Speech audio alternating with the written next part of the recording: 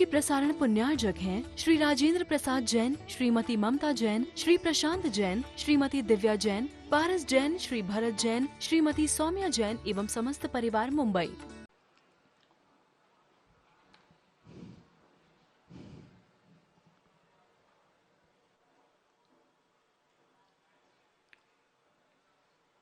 ओम नमः शुद्धेभ्यः, ओम नमः शुद्धेभ्यः, ओम नमः शुद्धेभ्यः। नमः श्री वर्धमानाय निर्धूत कलिलात्मने सालोकानां त्रिलोकानां यद्विद्यादर्पणायते।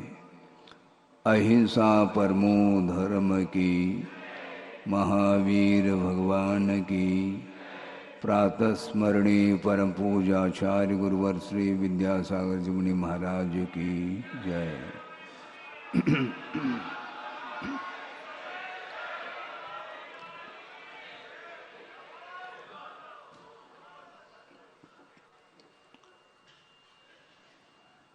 आज का यह पंचम दिन है। उत्तम सत्य धर्म की आराधना सब लोगों को करनी है। सत्य का स्वरूप क्या है, इसको हम आगम के माध्यम से समझने की चेष्टा करें कि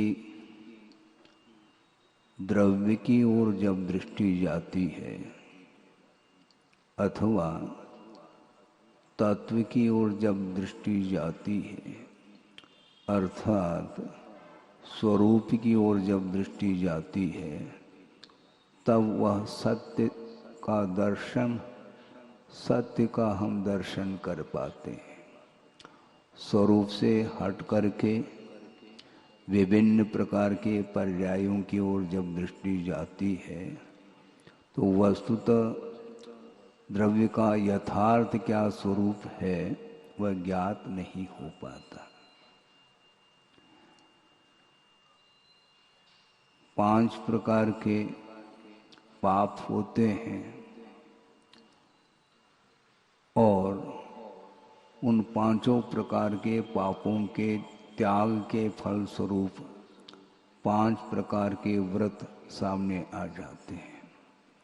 उसमें सत्य धर्म की भी चर्चा आती है और प्रत्येक व्रतों की रक्षा के लिए आचार्य उमा स्वामी महाराज ने 5-5 भावनाओं का उल्लेख किया है। प्रत्येक व्रत की कितनी भावनाएं हैं? 5-5 भावनाएं हैं। उसमें सत्य व्रत की भी 5 भावनाओं का उल्लेख किया है। क्रोध, लोभ, भीरुत्व, हास्य, प्रत्याख्यानान्यनुवीच भाषणम च पंच। सोचो, प्रत्याख्यान का अर्थ त्याग होता है। किसका त्याग करना? क्रोध का प्रत्याख्यान करना। क्रोध का त्याग करो, लोभ का त्याग करो, भीरुता का त्याग करो और हास्य का त्याग करो। और अनुवीच भाषण का अर्थ होता है आगम के अनुरूप बोलने का नाम। तो ऐसी स्थिति में दुनिया में निर्भीक वक्ता तो मिल सकते हैं, किंतु निरीह वक्ताओं का दर्शन करना बहुत कठिन हो जाता है। आवेश में आकर के कुछ भी बोला जा सकता है, किंतु वो क्रोध के आवेश में आकर के बोलने के फलस्वरूप उसके मुख से जो वचन निकलते हैं उनमें सत्यता का दर्शन देखने को नहीं मिलता। और क्रोध का त्याग करना इतना ही पर्याप्त नहीं, किंतु जिस वक्ता की आजीविका श्रोता के ऊपर निर्धारित है, तो वह वक्ता कभी भी सत्य का उद्घाटन नहीं कर सकता। उसके वचनों, उसके मुख से सत्य वचन निकल ही नहीं सकते, क्योंकि उसका जीवन स्वाधीन नहीं है। कदम कदम पर अपने प्रयोजन को शुद्ध करने के लिए वह आगम को भी साइड में रख सकता है, गुरु के वचनों को भी वह साइड में रख सकता है, और वचनों का वह प्रयोग करता है, और उसके माध्यम से, उन वचनों के माध्यम से न स्वयं का हित होता है न दूसरे का हित होता है। हित किससे होता है? बोलने से हित नहीं होता, ये ध्यान रखें। और गुरुदेव ने भी कई बार स्वाध्याय के दौरान उन्होंने स्पष्ट कहा है कि आगम में सत आप ध्यान से सुनेंगे, नहीं तो बहुत विकल्प हो सकते हैं। उन्होंने ये कहा गुरुदेव ने कि आगम में सत्य बोलने का प्रावधान नहीं है। महाराज आप ये क्या कहने जा रहे हैं? ठीक कह रहा हूं मैं बिल्कुल सावधान होकर के कह रहा हूं, क्योंकि गुरुदेव के वचन है, ये ध्यान रखो। आगम में सत्य बोलने का प्रावधान नहीं, किंतु असत्य नहीं बोलने का प्रावधान है। सत्य बोलने को किसने कहा है? क्योंकि बोलने मात्र से चारित्र का पालन होता है ऐसा नहीं है। और सबसे मुख्य प्रधान जो व्यक्तित्व को लेकर के मैं आपके सामने विचार रख रहा हूं, सबसे बड़े साधक कौन होते हैं? बोलो। हैं? हम पंचम काल में चारित्र का पालन कर रहे हैं, ध्यान रखो। सबसे वर्धमान चारित्र के जो धनी होते हैं वो कौन होते हैं? तीर्थंकर हुआ करते हैं। अन्य भी कोई साधक हो सकते हैं, किंतु मैं तीर्थंकर को आपके सामने इसलिए रख रहा हूं कि तीर्थंकर स्वयं दीक्षित होते हैं, क्योंकि उन्होंने पूर्व में तीर्थंकरों के पादमूल में ही षोडश कारण भावनाओं के माध्यम से तीर्थंकर प्रकृति का बंद किया था, और फलस्वरूप वर्तमान में वो तीर्थंकर बनने जा रहे हैं। और युग के आदि में वृषभनाथ हुए, उन्हीं को ले लें, कोई भी तीर्थंकर को ले लो, हमें कोई आपत्ति नहीं। वृषभनाथ भगवान सर्वार सिद्धि से उतरे हैं, और उनकी उम्र कितनी है सबको ज्ञात है। 83 लाख वर्ष की उनकी उम्र है, और वो वहां से निकले हैं। उनका यहाँ पर जन्म हुआ है। जन्म होने के उपरांत कालांतर में उन्हें वैराग्य उत्पन्न हो जाता है। मैं ज्यादा विस्तार नहीं करना चाहता हूं, क्योंकि समय को भी ध्यान में रखना है। और वे दीक्षित होते हैं, और दीक्षित होने के उपरांत अखंड मौन धारण करके साधना करते हैं। महाराज फिर वो सत्य बोलते नहीं क्या? पुनः बोलने की बात आने लगी। सत्य को बोलने से ही सत्य सामने आता है ऐसा नहीं है, किंतु अहिंसा धर्म की रक्षा जो होती है वह सत्य धर्म के माध्यम से होती है। इसको ध्यान में रखें। जो व्यक्ति आवेश में आकर के अपने प्रयोजन को शुद्ध करने के लिए वचनों का प्रयोग करता है, वह कभी भी अहिंसा धर्म की रक्षा नहीं कर सकता। उन वचनों के माध्यम से अहिंसा की रक्षा नहीं हो सकती। और 5 जो धर्म हैं, जिसको बोलते हैं अहिंसा, सत्य, अचौर्य, ब्रह्मचर्य और अपरिग्रह, ये जो 5 व्रत होते हैं, इनमें चार जो धर्म हैं अहिंसा को छोड़ करके, वे चारों धर्म ये परिकर के रूप में हैं, ये शील व्रत के रूप में हैं, ऐसा आगमकारों ने कहा है। और अहिंसा धर्म प्रदान होता है। अहिंसा धर्म की रक्षा जो होती है वो अन्य चार धर्मों के माध्यम से ही अहिंसा की रक्षा होती है। जो अहिंसा धर्म का पालन करना चाहता है, सूक्ष्म से सूक्ष्म रूप से वह हमेशा मौन धारण करना पसंद करता है। और तीर्थंकर दीक्षित होते ही उन्हें केवल ज्ञान को छोड़ करके लगभग सारी रिद्धियां प्राप्त होती हैं। समस्त रिद्धियों से संपन्न होने के उपरांत भी मौन खोल करके वो कुछ बोलना नहीं चाहते। क्योंकि बोलना इसलिए नहीं चाहते क्योंकि बोलते बोलते किसी को केवल ज्ञान न हुआ न होगा, ये ध्यान रखो। केवल ज्ञान जो होता है वो बोलने से नहीं होता, गुप्ति में लीन होने से ही केवल ज्ञान रूपी ज्योति जलती है, ये ध्यान रखे। उनको कोई आकुलता नहीं, प्रभु को दीक्षित हो गए हैं और समस्त रिद्धियों से संपन्न होने के उपरांत उनके मन में बोलने की आकुलता नहीं।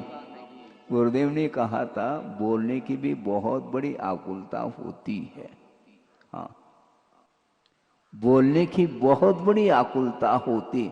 और उन्होंने यहां तक कहा कि एक सुख की आकुलता और एक दुख की आकुलता, दोनों प्रकार की आकुलता, ये ध्यान रखें।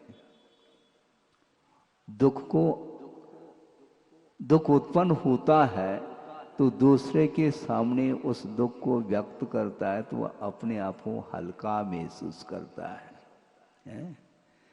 इतना ही नहीं, सुख को भी पचाना बहुत कठिन है बंधु, ये ध्यान रखो। यदि मान लो साथा के उदय में बहुत वैभव मिला है, अच्छा सुख का अवसर प्राप्त हुआ है और जो सुख की अनुभूति हो रही है उसको भी वह दूसरे के सामने रखना चाहता, ये सुख की आकुलता मानी जाती है। और ये आकुलता ही संसार के लिए कारण माना है। इसलिए जो प्रभु होते हैं, तीर्थंकर होते हैं, दीक्षित होने के उपरांत भी दीर्घ काल तक साधना में वो लीन रहते हैं। सत्य धर्म का पालन करते हैं कि नहीं महाराज?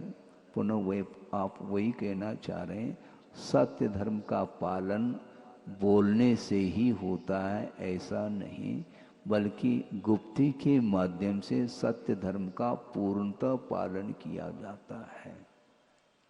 इसलिए गुरुदेव ने ये कहा कि असत्य नहीं बोलने का प्रावधान है आगम में।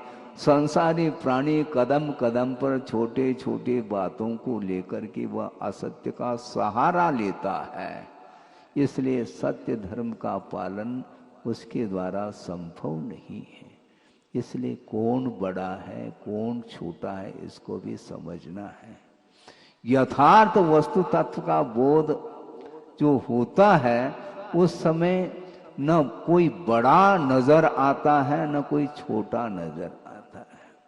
छोटे बड़े की परिकल्पना यह यथार्थ नहीं है वस्तुतः देखा जाए, क्योंकि स्वभाव की ओर दृष्टि रखते हैं, द्रव्य की ओर दृष्टि रखते हैं, तो ना कोई छोटा देखने में आता है न कोई बड़ा देखने में आता है।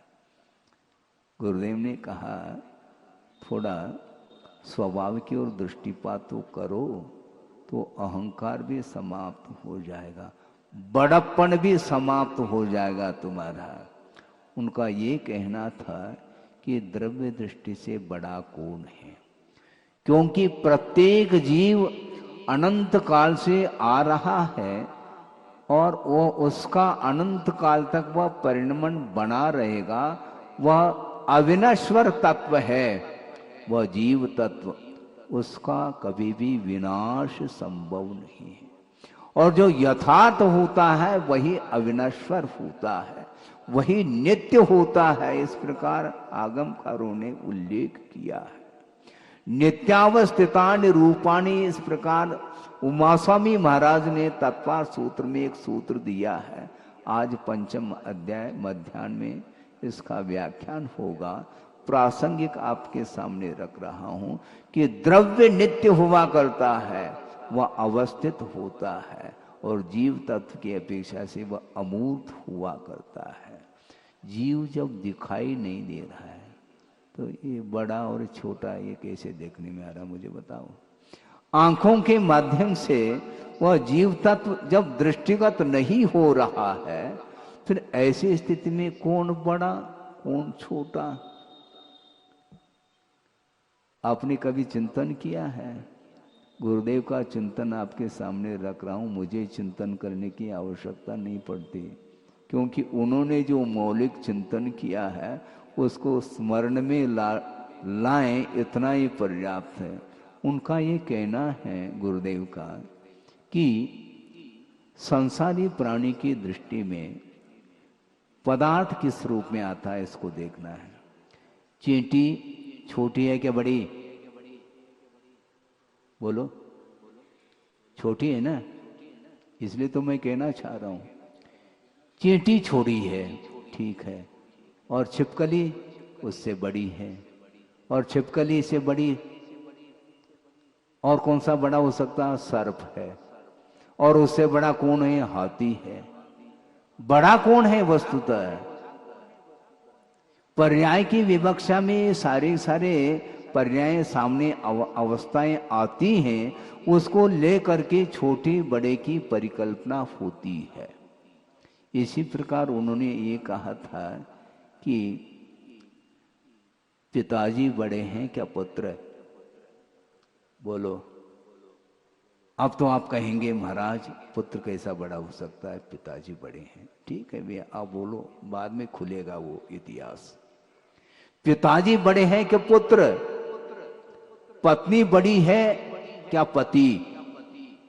पति बड़ा है क्या पत्नी? दादाजी बड़े हैं क्या नाती?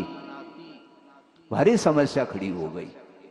गुरुदेव का कहना है एक ही मुहूर्त में ये सब पैदा हुए हैं। दादाजी का जन्म और नाती का जन्म एक समय में। ये कैसी महाराज? क्योंकि दादाजी तभी कहलाएंगे जब नाती का जन्म होता है। जब तक नाती का जन्म नहीं तब तक वह दादाजी है ही नहीं। एक मुहूर्त में सबका जन्म हो रहा है। जब तक शादी नहीं, विवाह संबंध नहीं होता, तब तक वह सामान्य व्यक्ति कहलाता है। और विवाह जिस दिन हुआ उसी दिन पति का भी जन्म और पत्नी का भी जन्म है। एक मुहूर्त में जन्म हुआ है, और आपकी दृष्टि में पत्नी छोटी है और पति बड़ा है। ये सब जो है ना अवस्थाएं हैं। द्रव्य की ओर दृष्टि रखते हैं तो अहंकार सारा का सारा समाप्त हो सकता है। पर्याय देखने में आ रही हैं, और जितने भी ये अवस्थाएं हैं ये सारे नश्वर हैं बंधु, ये ध्यान रखें। अविनश्वर कोई तत्व है तो वह द्रव्य है। यथार्थ वस्तु का स्वरूप है, वह स्वरूप का कभी भी विनाश संभव नहीं है। सोचो, विचार करो। एक श्लोक आपके सामने रख रहा हूं, और गुरुदेव ने 99 शतक में उसको लिखा है, आपके सामने है, बहुत प्रासंगिक है। सत्ता नहीं उपजती उसकान नाश, सत्ता नहीं उपजती उसकान नाश, पर्याय का जनन केवल और ह्रास, पर्याय है लहर वारिधि सत्य सत्ता, ऐसा सदैव कहते गुरुदेव वक्ता। सोचो, विचार करो। सत्ता अर्थात द्रव्य वह कभी भी उत्पन्न नहीं हो सकता, उसका विनाश संभव नहीं। और पर्याय का जनन अर्थात पर्याय का ही उत्पाद होता है, और उसी का ह्रास अर्थात व्यय होता है। और वह पर्याय लहर की भांति है। पर्याय है लहर, और वारधि अर्थात सागर जो है वह सत्य है, वह सत्ता के रूप में, ये ध्यान रखो। सागर के तट पर आप पहुंचे हैं, आपको आनंद आ रहा है। आ रहा है क्या नहीं? आता है महाराज, तभी तो जाते हैं सागर के तट पर। विहंगम दृश्य देखने वह गया है, परिवार के साथ पहुंचा है और सागर के तट पर जाकर के खड़े होकर के वह देख रहा है उस दृश्य को और उसको आनंद का अनुभव आ रहा है। हमें पूछना चाहते हैं, सागर क्या वस्तु, मुझे बताओ। एक एक बूंद मिल करके ही सागर का रूप सामने आता है। सागर में जल के अलावा है क्या वस्तु, मुझे बताओ। बूंद बूंद के मिलन से जल में गति आ जाए और सरिता बन सागर मिले, सागर बूंद समाए, ये दोहा भी गुरुदेव ने ही लिखा है। एक बूंद मिल करके सागर का रूप सामने आ जाता है। इसके उपरांत आपको जो आनंद का अनुभव हो रहा है वह सागर को देख करके हो रहा क्या? नहीं, बड़े बड़े लहरें जो उत्पन्न हो रही हैं उसको देख करके आपको आनंद आ रहा है। और वह छोटा लड़का भी उन लहर को पकड़ने के लिए प्रयास कर रहा है, उसको देख करके आपको हंसी आ सकती है। देखो, नादान है, बच्चा है और लहर को पकड़ रहा है, जबकि लहर पकड़ में नहीं आती। अच्छा, तो आपको आनंद किस में आ रहा है, मुझे बताओ ना। जब लहर पकड़ में नहीं आती तो लहर में आनंद क्यों आ रहा है आपको? समस्या है। और एक व्यक्ति वो भी हो सकता है उस दृश्य को देख करके उसको शांति नहीं है, क्योंकि लहर तो मिट रही, उत्पन्न हो रही है और वह कैमरे के माध्यम से उस दृश्य को भी कैच कर लेता है, क्योंकि दिखाना है। मैं वहां पर पहुंचा था और उस दृश्य को देख करके आया हूं। और देखो, सोचो, विचार करो। और एक व्यक्ति वह भी हो सकता है, उस दृश्य को तो कैच किया है कैमरे में, इसके उपरांत यदि मान लो कवि है तो उस दृश्य को कविता के रूप में भी वह उस दृश्य को अंकित करने का प्रयास करता है। सोचो, विचार करो, दृष्टि किधर जा रही है। यथार्थ जो वस्तु का स्वरूप है उस पर ध्यान नहीं जा रहा है, जबकि वस्तुतः देखा जाए वह जल का एक जीव है, ये ध्यान रखें। हैं, जल का एक इंद्रिय जीव है, उनको देख करके तुम्हें आनंद हो रहा है और वह जल का एक जीव प्रति समय अनंत दुख का संवेदन कर रहा है, अनंत दुख का अनुभव कर रहा है और उस दुख की ओर तुम्हारी दृष्टि नहीं जा रही, केवल आनंद आ रहा है आपको। किस में आ रहा है? पर्याय में आनंद आ रहा है, द्रव्य में आनंद आना बहुत कठिन है। ये सारे सारे पर्याय यथार्थ वस्तु का स्वरूप नहीं, ये अवस्था विशेष हैं और द्रव्य की ओर दृष्टि जाती है तो गुरुदेव का ये कहना है, द्रव्य के चिंतन करने से भीति समाप्त होती है, क्योंकि द्रव्य अविनश्वर है। यथार्थ वह वस्तु का स्वरूप है और वह सत्य है, और सत्य जब हाथ लगता है तो भीति भी समाप्त हो जाती है। लेकिन वहां तक पहुंचना खेल नहीं बंधु। सारे सारे कषायों का शमन किए बिना सत्य का दर्शन संभव नहीं। कल शौच धर्म के बारे में आपने सुना, जब तक मन में पवित्रता नहीं आती तब तक सत्य का दर्शन कैसे करोगे आप? और आज सत्य का दर्शन करना चाहो, मन पवित्र नहीं है तो सत्य हासिल नहीं हो सकता, क्योंकि सत्य मात्र कथन करने योग्य वस्तु नहीं, वह संवेद्य है, संवेदन करने योग्य है, महसूस करने योग्य वह धर्म है आत्मा का। बहुत कठिन होता है वर्णन करना, फिर भी सरल हो सकता है, किंतु महसूस करना बहुत कठिन है। जिसके अंदर लोभ पल रहा है वह कदम कदम पर असत्य का ही सहारा लेता चला जाता है। उसके नसीब में सत्य नहीं है। क्यों? क्योंकि लोभ है, और लोभ के कारण ही मन में अपवित्रता आती है, उसकी आंखें मिच जाती हैं और वह पर वस्तु के प्रति आकर्षित होता हुआ उसके ऊपर और अधिकार जमाने का एक भाव और रखता है। षटखंड अधिपति कौन है? वो चक्रवर्ती है। अच्छा, 3 लोग के नाथ बनने में आनंद नहीं आता है क्या उनको? है? 3 लोग के नाथ बनो ना, प्रभु बनो, किंतु चक्रवर्ती में आनंद आता है। और सोचो, विचार करो, 3 युद्धों में हारने के उपरांत भी अभी भी उसके अंदर सत्य देखने में नहीं आ रहा है। 3 युद्धों में हारने के उपरांत भी अपने ही छोटे भाई जो बाहुबली हैं उनके ऊपर चक्र चलाने का भाव जागृत हो रहा है। क्यों? उसका अपमान हुआ है बाहुबली के द्वारा, है बाहुबली के द्वारा इंसल्ट हुआ है और वो तिलमिला गया है। वो किसी भी प्रकार से इसको समाप्त कर दिया जाए।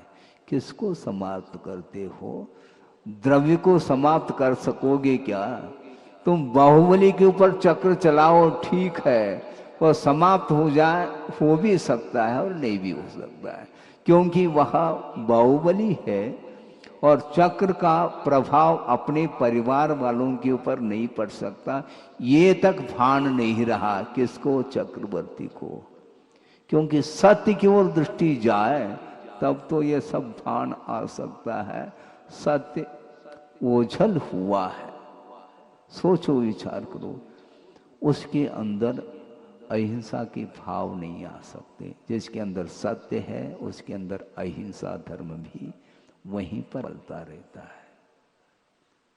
भाव हिंसा भी होती है, द्रव्य हिंसा भी होती है।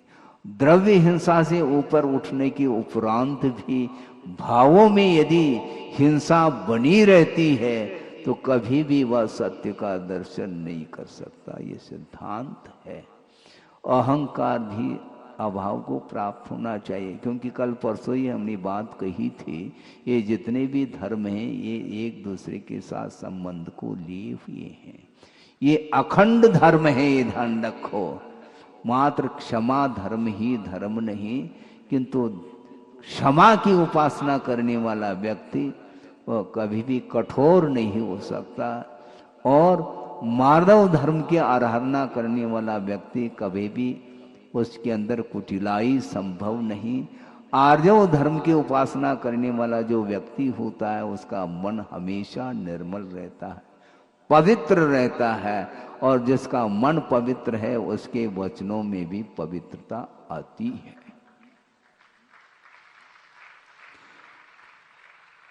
मन में यदि निर्मलता नहीं तो वचनों में कभी भी सत्य नहीं आ सकता।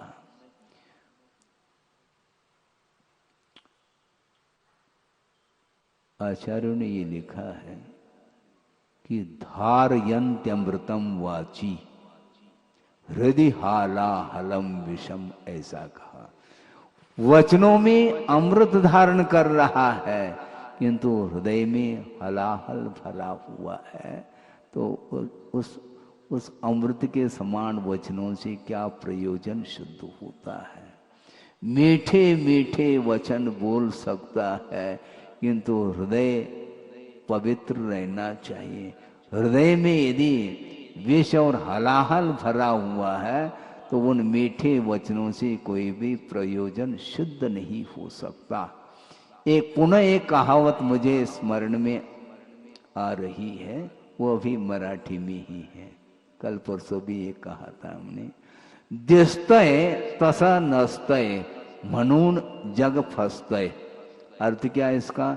जो दिखता है वह यथार्थ नहीं है, इसलिए ये जग अर्थात लोक जो है जाल में आया है, फंस गया है। संसारी प्राणी फंस जाता है कदम कदम पर। क्यों? जो दिखता है वैसा वह रहता नहीं, इसलिए आर्टिफिशियल जिसको बोलते हैं वह सही जैसा महसूस होता है, वह सत्य जैसा लगता है, यथार्थ जैसा लगता है, किंतु वह यथार्थ रहता नहीं है। इसलिए आचार्य कहते हैं कि संसार के स्वरूप के बारे में बहुत बारीकी से अध्ययन करने की आवश्यकता है, नहीं है तो किसी भी पल में एक व्यक्ति के जाल में तुम आ सकोगे। हाँ, जिसके अंदर कुटिलता है उसके जाल में एक भोला भाला व्यक्ति आकर के फंस सकता है। इसलिए दिसते तस नसते, जो देखने में आ रहा है वह वैसा रहता नहीं। यथार्थ वस्तु का जो स्वरूप है वह द्रव्य की अपेक्षा से यथार्थता देखने में आती है, और विभिन्न प्रकार की जो पर्याय हैं उसमें वो उलझता चला जाता है, इसलिए वह संसार से ऊपर नहीं उठ सकता। इसलिए सत्य को आत्मसात करने के लिए अहंकार को भी साइड में रखना होगा, ये ध्यान रखो। एक प्रसंग आपके सामने सुना रहा हूं, पढ़ा था इसलिए कि एक हाथी है, वह मस्त चाल से चल रहा है? और उसके पीठ पर एक मक्खी बैठी है? ये रूपक बनाया गया है, आप ही लोगों को सुनाने के लिए ऐसा लगता है। एक हाथी मस्त चाल से चल रहा है और उसके पीठ पर एक मक्खी बैठी है, और जब वह हाथी पुल के ऊपर चलना प्रारंभ करता है तो पुल हिलने लग जाता है, पुल में वाइब्रेशन आ जाता है। तो उस समय मक्खी सोच रही है, मक्खी क्या सोच रही? वैसे मक्खी सोच नहीं सकती क्योंकि वह चौरेंद्री है। इसके उपरांत भी रूपक बनाया। मक्खी ये सोच रही है कि इन दोनों में काफी हमारे पास बल आया है, क्योंकि प्रतिदिन हलवाई के यहाँ जा करके मिठाई के ऊपर मैं बैठती हूँ, उसके माध्यम से काफी बल आया है। शायद हो सकता है इस बल के कारण ही पुल में वाइब्रेशन आ रहा है। उसको ये बुद्धि नहीं है, ये पुल जो हिल रहा है ये हाथी के द्वारा हिल रहा है कि मेरे द्वारा, इतना ये अहंकार की चरम सीमा मानी जाती है। सोचो, और वो मक्खी कह रही है हाथी के लिए थोड़ा रुको, ऐसा न हो कि मेरे द्वारा पुल धराशायी न हो जाए। मैं उतर जाती हूं, फिर बाद में तुम पुल पार कर लेना। सोचो, विचार करो, कौन बलवान है? सत्य क्या है इसमें? जिसके पास अहंकार है उसके पास सत्य हाथ लग नहीं सकता। विशाल का हाथी के द्वारा वह पुल जो हिल रहा है उसके ज्ञान में नहीं आ रहा है, किसके? उस मक्खी के ज्ञान में, क्योंकि मक्खी के पास माइंड नहीं है, ध्यान रखो। फिर भी वो सोच रही है कि मेरे बराबर कोई भी ताकतवर व्यक्ति नहीं है, मैं बलशालिनी हूँ, ऐसा वो मक्खी सोच रही है। उसका ये अज्ञान माना जाता है। उसी प्रकार संसारी प्राणी सोच नहीं पाता। अहंकार के कारण वह प्रभु को भी भूल सकता है और गुरु को भी भूल सकता है, ये ध्यान रखो। उसके अंदर कृतज्ञता भी समाप्त हो सकती है, ये अहंकार के फलस्वरूप, और उस अहंकार के कारण ही वह सत्य से वंचित हो जाता है। सत्य धर्म की उपासना करना खेल नहीं है बंधुओं, सत्य बोलना बहुत सरल हो सकता है, क्योंकि हम बोल रहे हैं, बोली जा रही है, शब्द बोलने में आ रहे हैं, किंतु उन शब्दों में मिठास भी हो सकता है, किंतु उस मिठास के माध्यम से सत्य का दर्शन करना बहुत कठिन है। क्योंकि सत्य संवेदन करने योग्य अर्थात महसूस करने योग्य वह विषय है।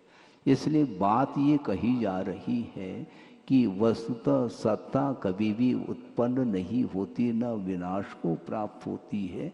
ये सारे पर्याय प्रतिपल मिट रही हैं और उत्पन्न हो रही हैं लहर की भांति। और शाश्वत यदि कोई तत्व है तो सागर के समान वह शुद्ध परमात्म तत्व है। जीव द्रव्य है और उसकी पर्यायें विनाशशील होती हैं।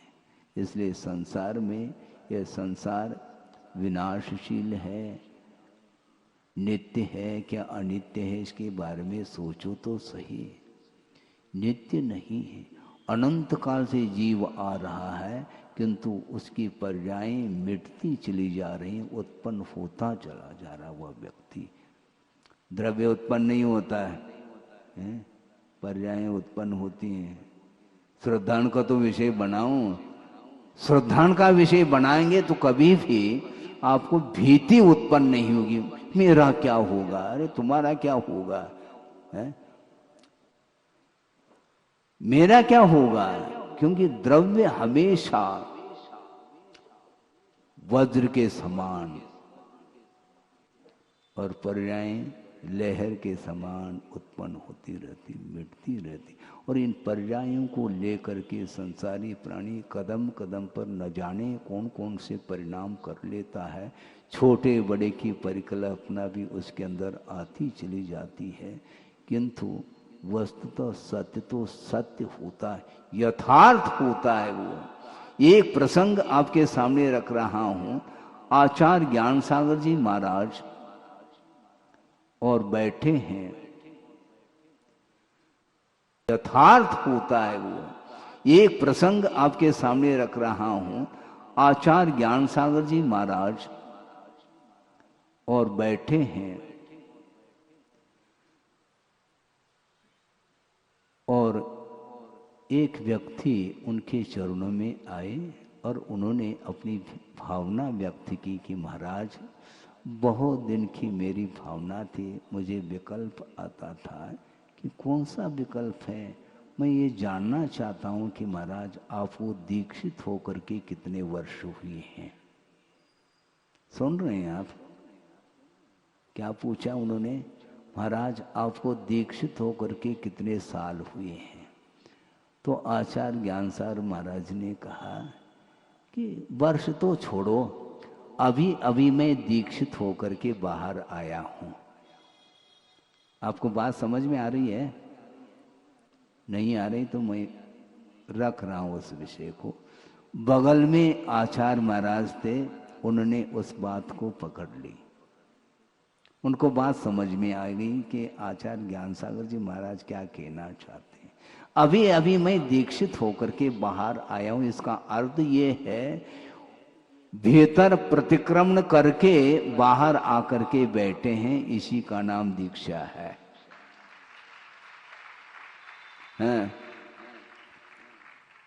मैं 10 साल का हूं, मुझे दीक्षित होकर के 25 साल हो गए, मुझे 40 साल हो गए, मुझे 50 साल हो गए, मैं चिर दीक्षित हूं और ये नव दीक्षित है, ये सब भूल जाओ।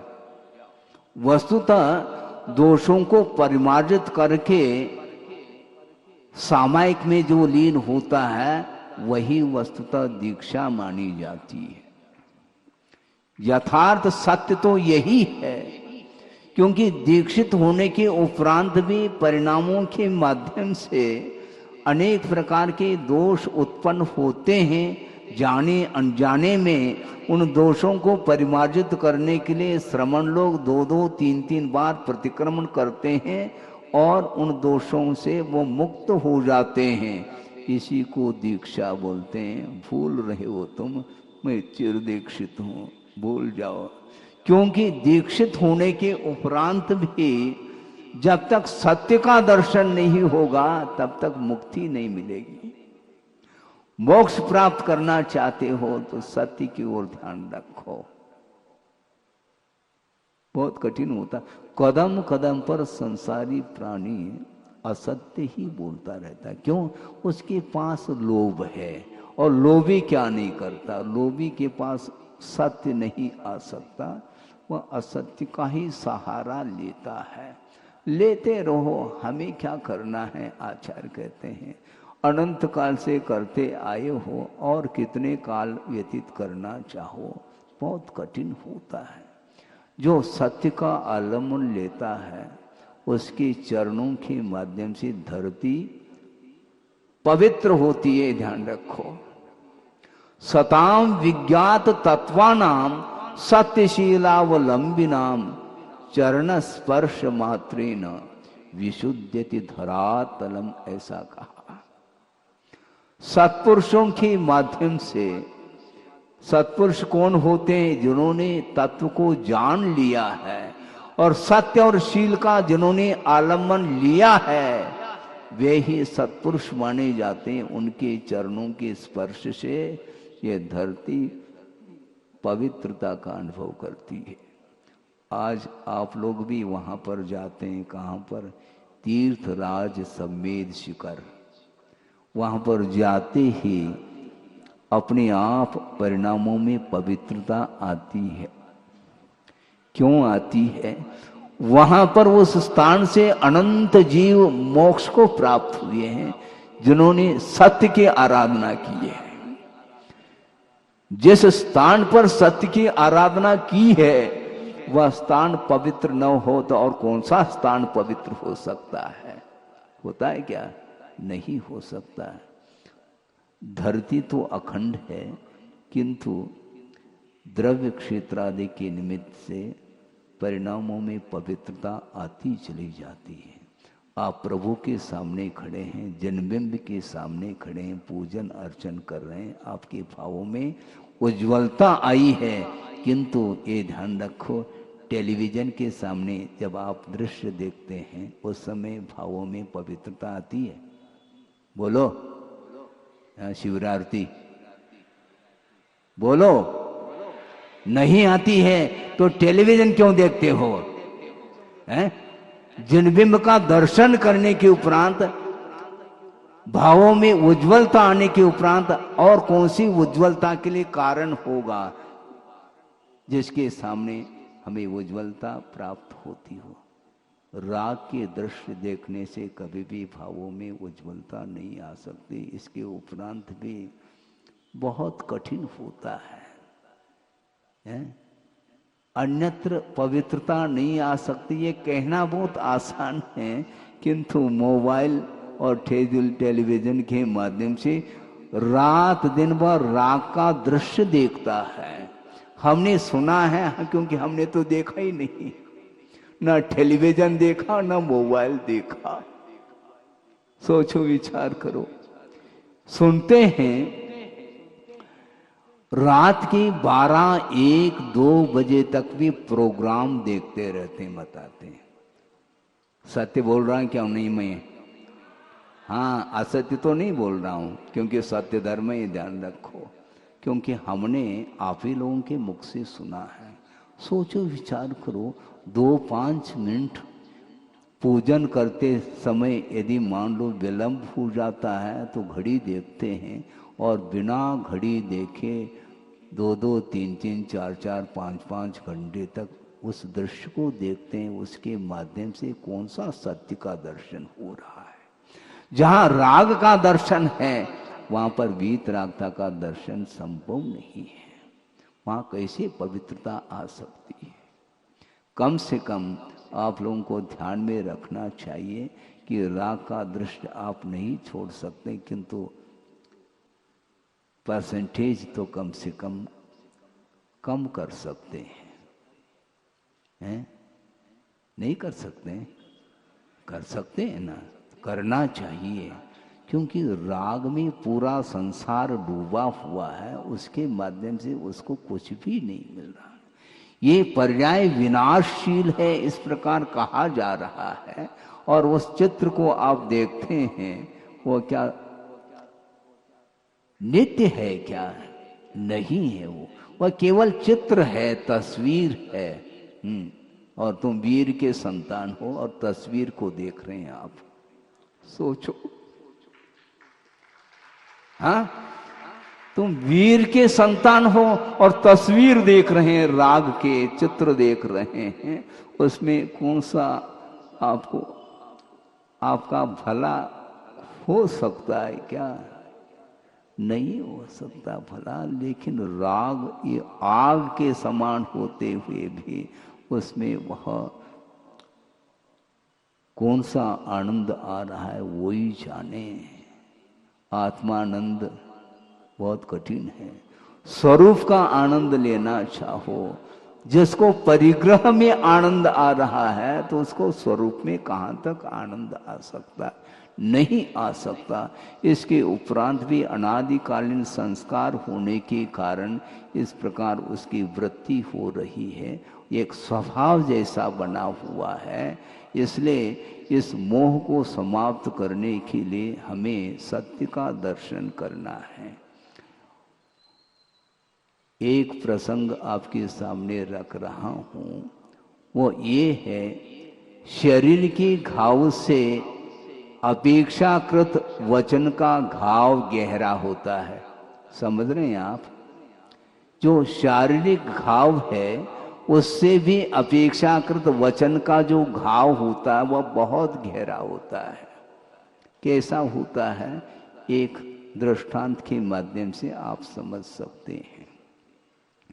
एक व्यक्ति है और वह कृषक है, बहुत गरीब है, कृषि करता है और अपने जीवन का यापन कर रहा है, आजीविका चला रहा है, परिवार भी उसके साथ लगा हुआ है। और वह हाथ में कुल्हाड़ी लेकर के लकड़ी काटने के लिए जा रहा है। आप गौर से सुने, 1-2 दिन पहले भी शेर आया था, फिर आने वाला है। हाँ, आने वाला है। कुल्हाड़ी लेकर के वह किसान जा रहा है, लकड़ी काटने के लिए जंगल गया है। और वहां पर दूर से एक शेर दिखाई पड़ा। वो सोच रहा है कि शेर दूर तो है, लेकिन पास आने में देर थोड़ी लग सकता है, अब क्या किया जाए, लेकिन लकड़ी तो काटना ही है। देखते हैं, साहस करके 2-4 कदम, क्योंकि एक ही पगडंडी थी और कोई पगडंडी थी नहीं, और उसी मार्ग से वह जा रहा है।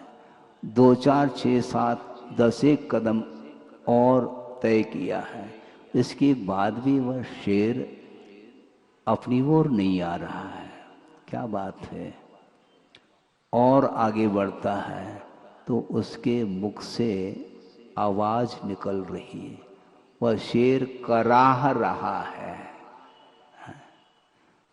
उसने सोचा, कृषक ने, कोई न कोई आपत्ति इसको आई है, और पास पहुंच गया तो उसको देखा तो दयनीय दृष्टि से वह देख रहा है कि मेरी कोई न कोई सहायता कर दे।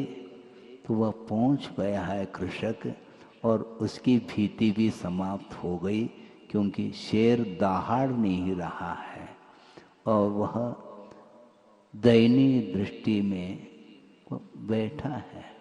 उसकी आंखों में आंसू देख रहे हैं। जाकर के देखता है वो करा क्यों रहा है। बात समझ में आ गई, उसके पैरों में कांटा गड़ा हुआ है, और जाते ही वह पंजा ऊपर कर लेता है, इस कांटे को कोई निकाल दे। और अपने हाथ से उस कृषक ने उस कांटे को निकाल दिया।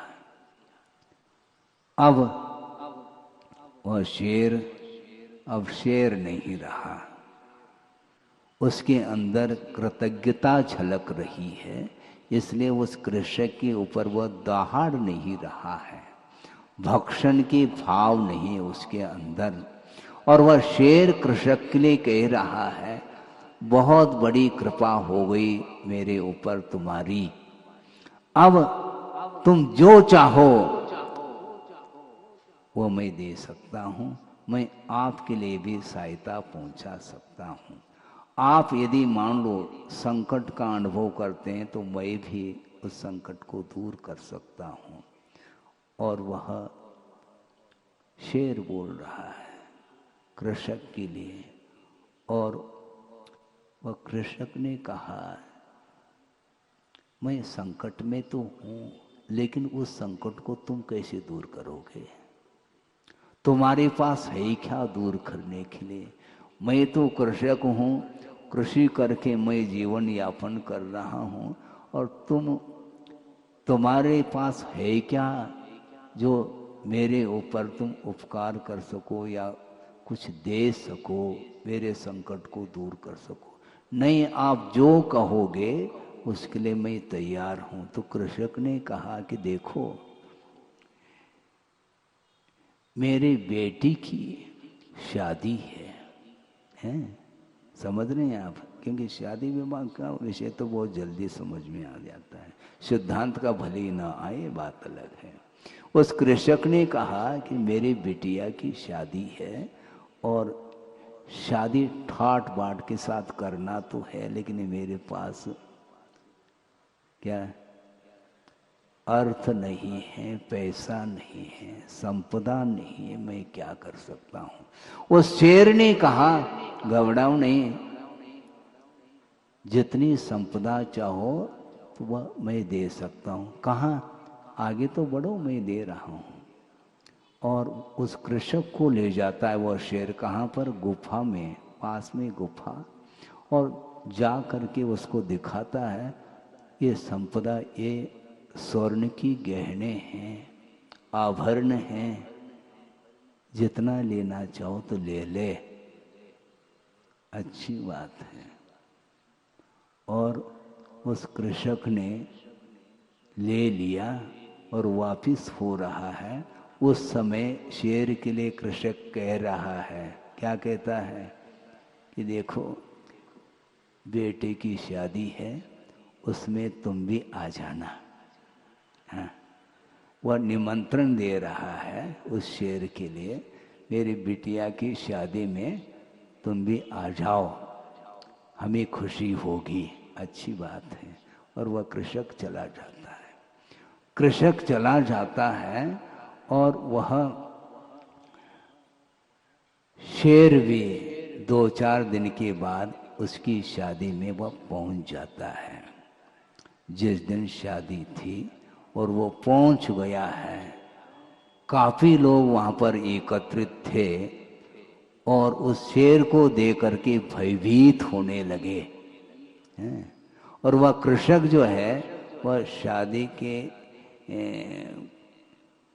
कार्य में व्यस्त था और वह देखने में नहीं आया वहां पर, और शेर आया हुआ है। सारे लोग भयभीत हो रहे हैं, किंतु उस कृषक के कुछ जो साथी थे उन्होंने कहा सब लोगों को, तुम क्यों घबरा रहे हो, इतनी डरने की क्या आवश्यकता है? लोगों के लिए वो कह रहे हैं। कृषक के साथी लोग 2-4 लोग थे, होते तो ही। उन्होंने कहा, तुम डरते क्यों हो? सब लोगों के लिए बोल रहा है, ये शेर थोड़ी है, ये शेर नहीं है, ये गधा है ये। अच्छा, गधा कहते ही शेर वापिस चला गया है। गधा कहते ही शेर वापिस चला गया और शादी हो गई। होने के उपरांत वह कृषक सोच रहा है, हमने कहा था, शेर को निमंत्रण दिया था, किंतु शेर आया क्यों नहीं? शादी में उसको हमने निमंत्रण दिया था, भूल तो नहीं गया? दिख नहीं रहा, क्या बात है? कोई बात नहीं, नहीं आया हो। लेकिन शेर लौट गया, क्यों? गधा कहते ही वो लौट गया। अब 2-4-6 दिन बाद वह कृषक जा रहा है, कहाँ पर? वहीं पर कुल्हाड़ी हाथ में लेकर के जा रहा जंगल, और वहाँ पर शेर दिखाई पड़ा। जा कर के उसके पास पहुँच गया। क्यों, क्या बात है, कोई गलती हो गई क्या मेरी? आप आए नहीं, शादी में निमंत्रण तो मैंने दिया था, आप क्यों नहीं आए? नहीं नहीं, मैं आया था, लेकिन वापस क्यों गए आप? कम से कम हमें खुशी होती, शादी में आते और हमें आशीर्वाद दे देते थोड़े बहुत। तो उसने कहा मैं इसलिए आया हूं।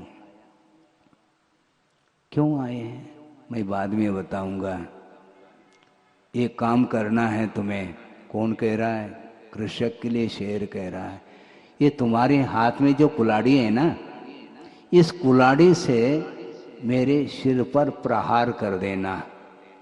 वो कृषक सोच रहा है कि क्या बात है, तुमने इतना उपकार किया है मेरे ऊपर और तुम कह रहे हो मेरे सिर पर कुल्हाड़ी से प्रहार कर देना।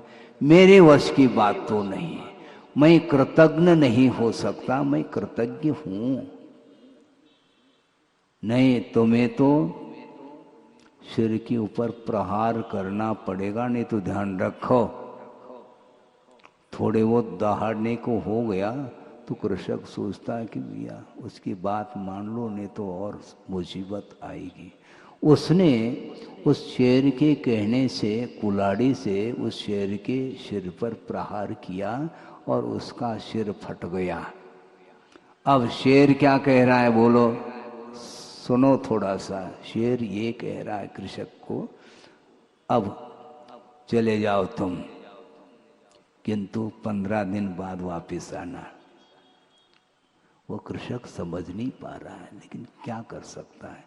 चला गया कृषक और 10-15 दिन बाद वापस आ गया शेर के पास। और शेर ने कहा कि सिर में घाव है क्या, थोड़ा देख लेना। नहीं, सिर में घाव तो है नहीं, घाव तो भर गया। हाँ, ये घाव तो शरीर का घाव था, ये भर तो गया, लेकिन इससे भी बहुत गहरा घाव है। कौन सा घाव है? लोगों ने कहा था ये शेर नहीं, ये गधा है।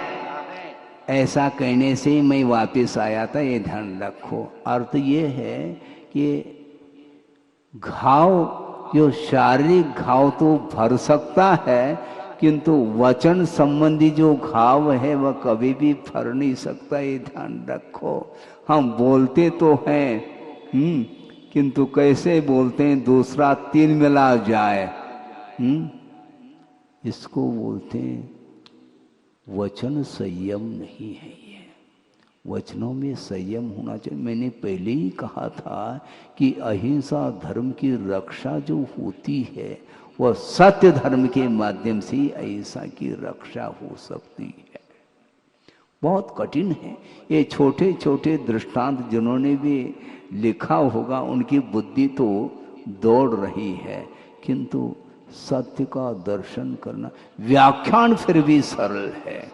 इससे भी अच्छे साहित्यिक शैली में कोई भी प्रवचन कर सकता है और टाली के ऊपर टाली बज सकती है, किंतु सत्य धर्म फिर भी वह दूर रह सकता है, क्योंकि सत्य का व्याख्यान नहीं कर सकते, सत्य महसूस करने की चीज है। हम कदम कदम पर दूसरे के प्रति जो वचनों का व्यवहार करते हैं उसमें संभल करके करना चाहिए, क्योंकि वाक संयम बहुत बड़ा संयम माना जाता है। हाँ, वाक संयम रहना चाहिए। नहीं है तो कुछ का कुछ बोलोगे, निश्चित रूप से अनर्थ ही घटित होने वाला है। एक अक्षर भी हो वह श्रेष्ठ माना जाता है। कैसा, ये भी लिखा है आगम में। आप पढ़ते कहाँ हैं? पढ़ने के लिए फुर्सत कहाँ है महाराज? हाँ ठीक है, पढ़ने में फुर्सत नहीं आपके लिए, बहुत व्यस्त हैं। काय में व्यस्त हैं आप ही जानो, हैं? संसारी प्राणी व्यस्त हैं। आचार्य कहते हैं एक अक्षर भी श्रेष्ठ है ऐसा कहा, वरम एकाक्षरम ग्राह्यम ऐसा कहा, एक अक्षर भी वह श्रेष्ठ है, ग्रहण करने योग्य है। वरम एकाक्षरम ग्राह्यम सर्वसत्वानुकंपनम, समस्त जीवों के प्रति दया उत्पन्न करने वाला जो वचन है वह श्रेष्ठ माना गया है। वरमेकाक्षरम ग्राह्यम सर्वसत्वानुकंपनम न त्वक्ष पोषकम पापम कुशास्त्रम धूर्त चर्चितम ऐसा कहा है। अक्ष पोषण अर्थात इंद्रियों का पोषण करने वाला जो शास्त्र है वह कुशास्त्र है, वह धूर्त चर्चितम ऐसा कहा है। वह जो कर रहे हैं, किंतु जिन वचनों के माध्यम से दूसरे का यदि हित नहीं हो रहा है, वह वचन हमारे लिए सत्य कैसे सिद्ध हो सकते हैं। यथार्थ वचन बोलिए, एक ही शब्द बोलो, नपे तुले शब्द होना चाहिए। सार्थक बोलो, व्यर्थ नहीं, साधना सो छोटी नहीं, यही कहा है ना। हाँ, हाइकू है ये, गुरुदेव ने कहा, फिर से दोहराएं क्या, सार्थक बोलो, व्यर्थ नहीं, साधना सो छोटी नहीं। हम दिन भर बोल रहे हैं, बोलती बंद ही नहीं होती, किंतु सार्थक कहां बोल रहे हैं। निरर्थक वचन कभी भी सत्य नहीं हो सकते। यहां तक मूलाचार आदि ग्रंथों में कहा है आचार्यों ने, कोई ये कह दे कि महाराज मैं भाषा समिति से बोल रहा हूं, मैं भाषा समिति के अनुरूप बोल रहा हूं, बहुत अच्छी बात है, लेकिन मात्रा सुधारो। कितना बोलना चाहते हो? भाषा समिति के अनुरूप बोलते हुए भी अत्यावश्यक हो तो बोलना चाहिए, नहीं तो मौन धारण कर लेना चाहिए। हाँ, सहेतुक बोलना चाहिए, निर्हेतुक नहीं। निष्प्रयोजन जो बोल रहा है उस बोली से कोई भी सार्थकता सिद्ध नहीं होती है। थोड़ा बोलो, किंतु जिसमें आत्मा का हित हो, स्वयं का भी हित हो और पर का भी हित हो, इस प्रकार हितपरक वचनों का प्रयोग हमारे लिए एक प्रकार से हितकारी सिद्ध होता है। वचन बोलते रहते हैं और व्यंगात्मक भी बोलते रहते हैं, कटाक्ष करते रहते हैं, व्यंग आदि करते रहते हैं। जो व्यंग करेगा फिर उसका अंग भंग होगा, ये ध्यान रखो। वह भविष्य में वह विकलांग होगा, क्योंकि जो व्यंग कस रहा है ना, उसको अंग नहीं मिलेंगे, ध्यान रखो। है? मुख है बोलने के लिए, कुछ भी बोलते चले जाओ, ऐसा नहीं। आगम के अनुरूप हित मिष्ट वचनों का प्रयोग करना चाहिए, जिसके माध्यम से दूसरे का हित हो सकता है। हित करने के लिए बोलना चाहिए, वरना नहीं बोलना चाहिए। हाँ, सामने वाला हित चाहता है कि नहीं चाहता है ये भी ज्ञात नहीं, और शुरू हो गए हम, शुरू हो गए। एक एक घंटा, दो दो घंटे, आवश्यकता क्या है? फिर भी एक घंटा तो हमने बोल ही दिया, क्योंकि आवश्यक इसलिए क्योंकि एक साल बाद फिर सत्य के लिए अवसर आने वाला है। इसलिए भैया कम से कम एक घंटा तो बोल ही दो। भले ही मैं ज़्यादा बोल रहा हूँ, कम बोलने में भी काम चल सकता है, लेकिन एक साल के उपरांत आप लोग आएंगे, पता नहीं आते क्या नहीं आते, कहाँ चली जाते हैं, कोई भरोसा नहीं है। आप जय जयकार करके क्या समर्थन करना चाह रहे हैं आप? हाँ आएंगे, हाँ ठीक है। आप नहीं भी आओ तो हमें कोई भी विकल्प इसलिए नहीं है, एक बार आपने सत्य धर्म को सुन लिया और बार बार सुनने की भी आवश्यकता नहीं पड़ेगी, ध्यान रखो।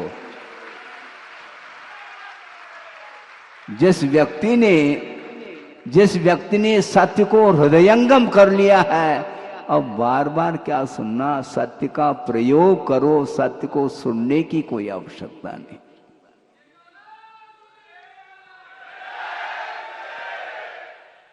बहुत कठिन होता है। कठिन इसलिए होता है कि हमारी अपेक्षाएं जो ना वह निरंतर बढ़ती चली जा रही है, और अपेक्षाओं की पूर्ति के लिए वह हमेशा जो है सत्य को भूलता जा रहा है। हाँ, सत्य को जो जितना व्यावहारिक होगा उतना ही वह सत्य का पालन नहीं कर पाएगा। तो महाराज आप भी तो व्यवहार में आते हैं, शुरू हो गए आप। हाँ? हमारे शब्दों को हमारे लिए दे रहे हैं आप। जो जितना व्यावहारिक होगा वह उतना वो सत्य का पालन संभव नहीं है, किंतु व्यवहार में जो सत्य आता है वह समीचीन यदि व्यवहार करता है तो वह उसके अंदर सत्य पल रहा है, ये निश्चित बात है। हाँ, क्योंकि वह व्यवहार ही निश्चय के लिए कारण सिद्ध होता है। निश्चय के लिए कारण यानी ध्यान के लिए, गुप्ती के लिए वह सत्य कारण सिद्ध होता है। गुप्ती अंतर्मूर्तवर्ती हुआ करती है और उसके उपरांत पुनः वह बाहर आना पड़ता है। बाहर आने की इच्छा नहीं है साधक की, किंतु गुप्ती अंतर्मूर्त के उपरांत या तो उस ध्यान के माध्यम से केवल ज्ञान ले लो, नहीं है तो पुनः वापस बाहर आना पड़ता है। तो आचार्य कहते हैं बाहर आ भी जाओ तो भी बहुत सावधानी के साथ प्रवृत्ति करना, सावधानी के साथ वचन व्यापार करना, नहीं है तो पुनः ध्यान में प्रवेश करना संभव नहीं है। इसलिए बहुत अल्प बोलते हैं। गुरुदेव ये कहते हैं कि कम बोलो तो ज़्यादा अच्छा, न बोलो तो और ज़्यादा अच्छा है। अत्यावश्यक होना चाहिए, अनिवार्य नहीं बोलना। आवश्यक हो तो भाषा समिति के अनुरूप बोलें और निरंतर जो ने अपनी साधना में रत रहें। इस प्रकार श्रवण संघ के लिए गुरुदेव ने उपदेश दिए हैं। निरंतर श्रवणों के प्रति उन्होंने जो उपकार किया है वह न भूतो न भविष्यति दूसरा नहीं कर सकता।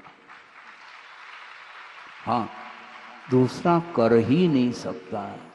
और आत्म कल्याण करते हुए विश्व का कल्याण उन्होंने किया है, और हम कल्याण करने जा रहे हैं दूसरे का। क्या कल्याण कर पाएंगे हम?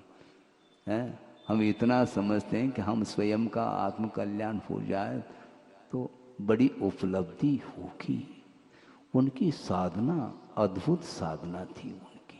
उनकी मन की एकाग्रता अद्भुत थी।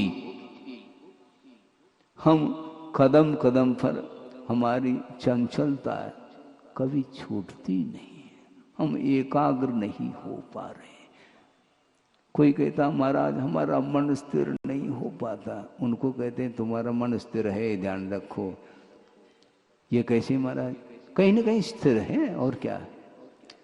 आपका मन जो है ना, जहाँ स्थिर होना चाहिए वहां पर स्थिर नहीं हो पा रहा, जहाँ नहीं होना चाहिए वहीं पर एकाग्र है आपका मन, ये ध्यान रखो। विषयों में संसारी प्राणी का निरंतर मन लगा हुआ है। आप सब ध्यानस्थ हैं, ऐसा कहा था गुरुदेव ने। दोहरा रहा हूं मैं उनके वचनों को। उन्होंने प्रवचन में कहा था गुरुदेव ने, आप सब ध्यानस्थ हैं। कैसे महाराज? आर ध्यान रौद्र ध्यान छूटता ही नहीं। आर ध्यान रौद्र ध्यान छूटता नहीं, बल्कि धर्म ध्यान कमजोर है, ये ध्यान रखो। थोड़े समय के लिए धर्म ध्यान होता है, पुनः वापस वह आर ध्यान में आ जाता है। यहां तक उन्होंने कहा था कि आप सभी वीतरागी हैं। इसको भी सिद्ध किया था उन्होंने। कैसे महाराज? हम कैसे वीतरागी? क्योंकि आत्मा के प्रति आपका राग है ही नहीं। आत्मा के प्रति आपका राग है ही नहीं, इसलिए आप वीतरागी हैं। और हम रागी इसलिए हैं क्योंकि आत्मा के प्रति हमारा अनुराग है, इसलिए हम रागी सिद्ध हो गए और आप वीतरागी सिद्ध हो गए। सिद्ध करना है तो किसी भी तरीके से सिद्ध किया जा सकता है, इसमें कोई शक नहीं है। इसलिए वस्तुतः राग का अभाव करना चाहो तो कम से कम लोभ को आप समाप्त कर दो, और लोभ के अभाव में ही सत्य का दर्शन हो सकता है। सभी लोग सत्य की उपासना करते रहें, और उपासना करते करते सत्य का एक बार यदि दर्शन होता है तो सारा सारा संसार समाप्त हो सकता, नहीं है तो अपना संसार तो समाप्त हो सकता है। इसलिए संसार से ऊपर उठने के लिए ही ये 10 लक्षण धर्म की आराधना की जाती है। निरंतर धर्म की आराधना करते हुए कर्मों से ऊपर उठने का पुरुषार्थ करेंगे तो निश्चित रूप से वह कर्म से अतीत 3 प्रकार के जो शरीर हैं, द्रव्य कर्म, भाव कर्म और मोह कर्म, इस प्रकार तीनों प्रकार के शरीरों से अतीत हो करके ऊपर उठ करके अनंत सुख का अनुभव करने का अवसर प्राप्त हो सकता है।